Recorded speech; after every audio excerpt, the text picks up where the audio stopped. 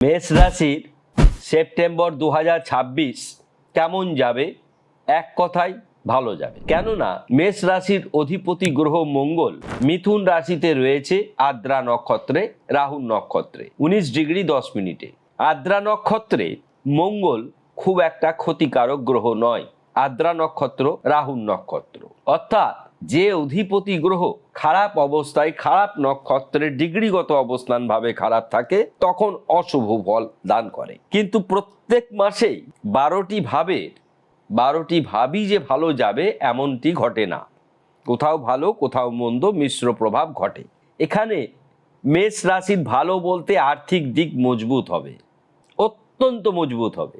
প্রেম, বিবাহ, দাম্পত্য অনেকটা ভালো জায়গায় থাকবে। মা বাবার শরীর ভালো যাবে।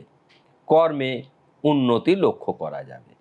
আবার আইনি যে সমস্যা, জটিলতা বলি আমরা, সেই আইনি জটিলতা কিছু কিছু ক্ষেত্রে দেখা যাবে। যেমন উল্লেখযোগ্যভাবে গুপ্ত শত্রু থেকে এটা হতে পারে, এবং দ্বিতীয়ত বিপরীত লিঙ্গের প্রতি আকর্ষণের কারণে হতে পারে, অত্যন্ত ক্রোধের কারণে হতে পারে। কেন এই ঘটনাগুলি ঘটবে তা গোচর সাপেক্ষে বলা বাহুল্য।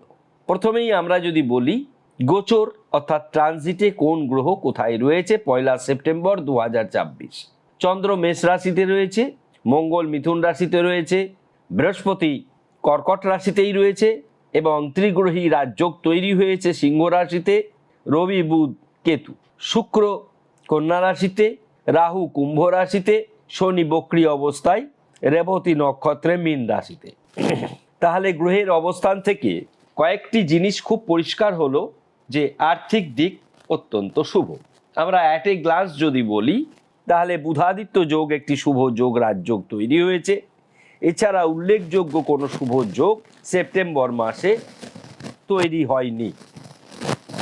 কর্কট রাশিতে বৃহস্পতি উচ্চস্থ হয়ে শুভ ফল প্রদান করবে সকল রাশির জাতক জাতিকাকে। আমরা অ্যাট এ গ্লান্স প্রত্যেকটি ভাব কিভাবে ফলাফল হতে পারে তা আপনাদের বলছি, ভালো করে শুনবেন। সব শেষে প্রতিকার বলে দেব। শরীর মন ভালো যাবে। ধন স্থানে কোনো গ্রহ না থাকায় ধন স্থান অধিপতি গ্রহ শুক্র কন্যা রাশিতে রয়েছে, আর্থিক দিক শুভ। ভ্রাতাভগ্নী শুভ, মা বাবা দ্বারা উন্নতি হবে। শিক্ষা, সন্তান উভয় ক্ষেত্রেই শুভ ফল। গুপ্ত শত্রু বৃদ্ধি পাবে। প্রেম, বিবাহ, দাম্পত্য শুভ। পড়ে গিয়ে আঘাতজনিত সমস্যায় ভুগতে হতে পারে। আইনি জটিলতা দেখা দিতে পারে। ভাগ্য শুভ, কর্ম অতি শুভ, আয় শুভ, ব্যয় অধিক।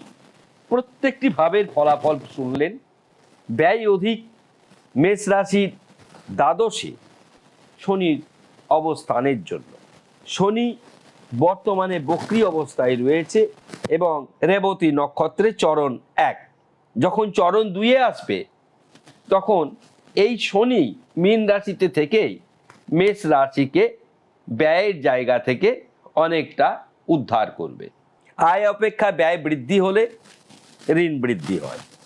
আপনাদের ঋণের জন্য সর্বশ্রেষ্ঠ প্রতিকার আমরা বলে দেব গণেশের বীজ মন্ত্র করতে, এবং গণেশের একটা মহামন্ত্র আমরা দেব।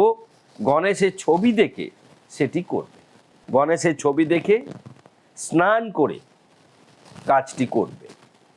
বুধবারে নিরামিষ আহার করবে। ওং বক্রতুণ্ডাই হুং, ওং বক্রতুণ্ডাই হুং, এই মন্ত্রটি 28 বার করবে। যদি ঋণ হয়ে থাকে তাহলে বলবেন ওং গণেশ ঋণং ছিন্দিং বরেণ্যং হুং ফট, ওং গণেশ ঋণং ছিন্দিং বরেণ্যং হুং ফট। তাহলে প্রত্যেকটি ক্ষেত্রে আপনারা শুভ ফল পাবেন। কেননা যেখানে সমস্যা তার যদি প্রতিকার হয় তাহলে কিন্তু ভালো থাকা যায়। আর প্রতিকার মানে গ্রহরত্ন নয়, প্রতিকার মানে যে কোনো কিছুই হতে পারে। গ্রহরত্নও কাজ করে, সেটি ব্যয়বহুল্য। যাদের আর্থিক অবস্থান মজবুত তাদের জন্য কষ্টের নয়, কিন্তু যাদের আর্থিক অবস্থান ভালো নয় তাদের জন্য বীজমন্ত্র খাঁটি জিনিস। আর পোশাক আশাকের মধ্যে লাল, হলুদ, সবুজ গোলাপি ইত্যাদি পোশাক সেপ্টেম্বর মাসে বেশি পরবেন। কালো, ধূসর, মেরুন এই পোশাকগুলি কম পরবেন। তাহলে দেখতে পাবেন যে আপনাদের সেপ্টেম্বর 2026 মনের মতন হচ্ছে। শুধুমাত্র যে জায়গায় আমরা বলছি, যদি দেখেন আইনি জটিলতা দেখা যাচ্ছে, তাহলে সেক্ষেত্রে কি করবেন? পাইরাইড হোম করে প্রাণ প্রতিষ্ঠা করে পাইরাইড লকেট, পাইরাইড রিং, পাইরাইড ব্রেসলেট পরিধান করতে পারেন। এটি অত্যন্ত শুভ ফল দেবে আপনাদের জন্য। যারা মেষ রাশির জাতক জাতিকা রয়েছেন, আমাদের অনুষ্ঠান দেখছেন, সকলের কাছে অনুরোধ করব, ভিডিও ভালো লাগলে অবশ্যই মন্তব্য করবেন, শেয়ার করবেন, সাবস্ক্রাইব করতে ভুলবেন না। সকলেই ভালো থাকবেন। ধন্যবাদ।